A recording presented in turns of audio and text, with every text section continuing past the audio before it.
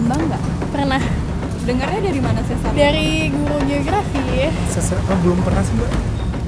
Kayak mau gempa bumi nggak sih? Ya itu mah kayaknya udah takdir, kayaknya emang harus terjadi gitu gempanya. Jadi ini sesuatu yang kita harus waspadai bahwa sekarang sesar Lembang itu pada tahap akhir dari siklus gempa buminya, dalam artian pada akhir pelepasan energian, dalam artian akan terjadi gempa bumi di masa mendatang, dan ancaman ini jelas nyata di daerah Bandung Raya ini.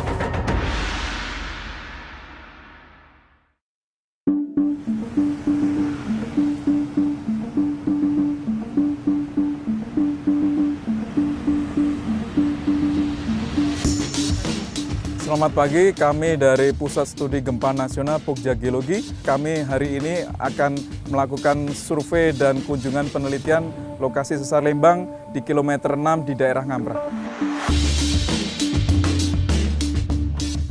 Kita nggak bisa akan tahu itu besar gempanya sebesar ini, di waktu ini, jam ini, detik ini, itu kita nggak bisa. Yang kita bisa dapatkan informasinya bahwa di situ ada sesar aktif yang namanya gempa bumi. Dia itu kan memiliki periode ulang. Kalau bahasa awamnya kan ulang tahun gempa itu. Ulang tahun gempanya itu pun range-nya kita belum bisa presisi gitu.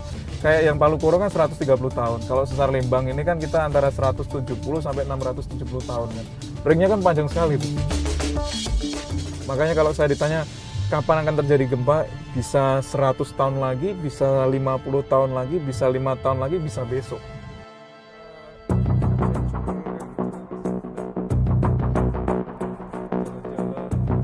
Saat ini kita berada di Desa Pasir Langu, Kecamatan Ngamprah, Kabupaten Bandung Barat. Di lokasi ini adalah lokasi yang penting dalam penelitian sesar Lembang karena di sini kita menemukan adanya morfologi pergeseran sungai yang sangat jelas.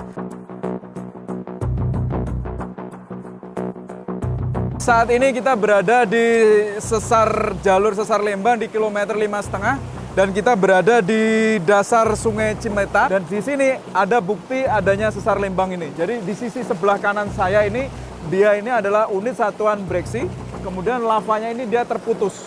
Jadi sesar Lembang ini, jika dia terjadi gempa bumi, bidang inilah yang bergerak. Sesar itu adalah bagian bumi yang dia tuh retak, kemudian dia itu membentuk bidang yang memanjang. Di sini jalur sesar Lembang kita sudah petakan dengan baik dengan notasi kilometer mulai dari kilometer 0 di daerah Ngamprah di sini, kemudian sampai di lokasi ini itu di kilometer 5,5 menerus sampai di kilometer 29.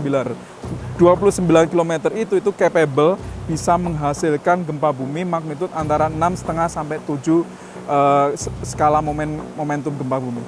Dan yang terkena itu tidak cuma Lembang tapi seluruh Bandung Raya, termasuk Kodia Bandung, Kota Bandung, Purwakarta, dan sedikit Sumedang, tapi semuanya akan mengalami goncangan itu. Seluruh jalur ini sepanjang 29 km itu dia robek di permukaan sampai ke memotong seluruh bangunan apapun yang ada di permukaan itu. Jadi di situ ada rumah, bangunan, semuanya akan robek. Itu akan hancur semua. Itu adalah kita sebut sebagai surface rupture atau retakan permukaan gempa bumi. Maka itu harus memberikan building code, yaitu kode pembangunan yang harus membangun bangunan tahan gempa dengan nilai besar magnitud gempa bumi yang ada di sesar Lembang ini.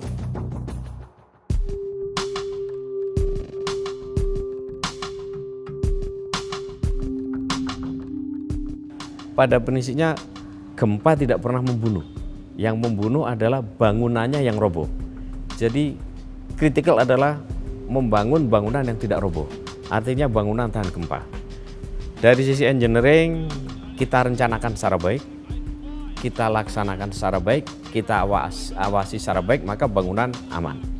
Tetapi juga perlu penegakan hukum dari legal aspek ya. Aset ini kita sudah punya. Sejak 1977 kita sudah punya standar bangunan tahan gempa. Kemudian implementasi.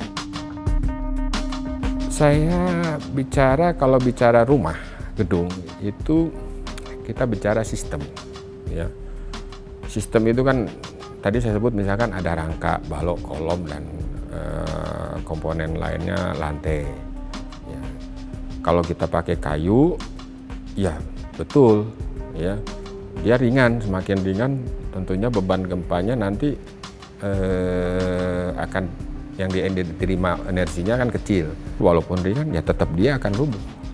Jadi kalau sistemnya, jadi bicaranya sistem, ya.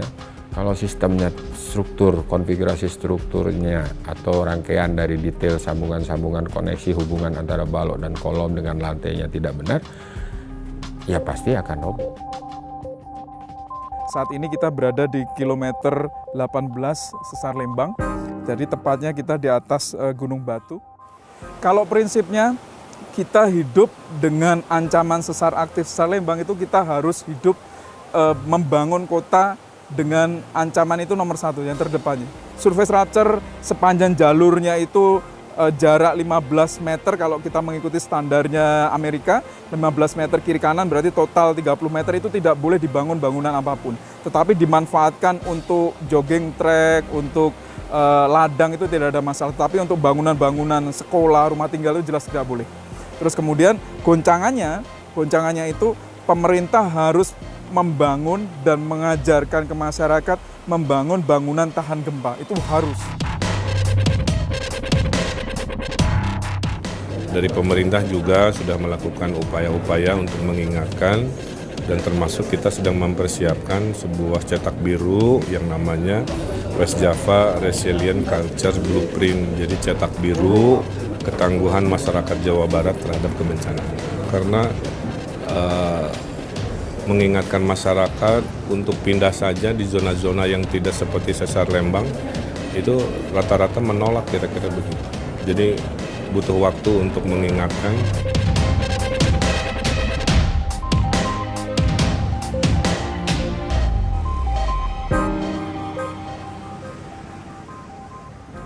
Karena mumpung belum terjadi, ada baiknya pemerintah melakukan studi. Jadi ketahanan bangunan yang ada sekarang ini dicek terhadap skenario kalau sesar Lembang terjadi. Ini mutlak harus dilakukan. Gunanya apa? Nanti kalau memang terjadi kejadian, pemerintah sudah mengetahui berapa ribu bangunan rusak, berapa ribu bangunan kolaps, berapa ribu nyawa kerugian, dan itu bisa dipetakan secara detail. Yang perlu dicermati adalah bagaimana masyarakat menyikapi potensi kebencanaan ini untuk lebih bijak dalam melakukan permukiman.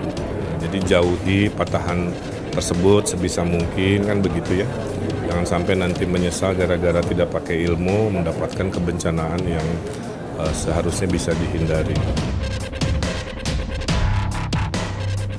Jadi penelitian saya saat ini kita berhasil memberikan parameter gempa bumi yang obvious, yang jelas. Terus kemudian kita memberikan jalur sesar aktifnya 29 km dengan bagus. Karena semuanya itu harus ada penelitian lanjutan lagi dan oleh keahlian yang lain lagi. Seperti likuifaksi itu kawan-kawan geologi, geologi teknik itu yang dia bisa menghitung dengan baik. Sehingga kita bisa memberikan masukan ke pemerintah daerah untuk lebih spesifik apa yang harus dilakukan. Dan tentunya semuanya tidak harus menunggu kejadian ini terjadi.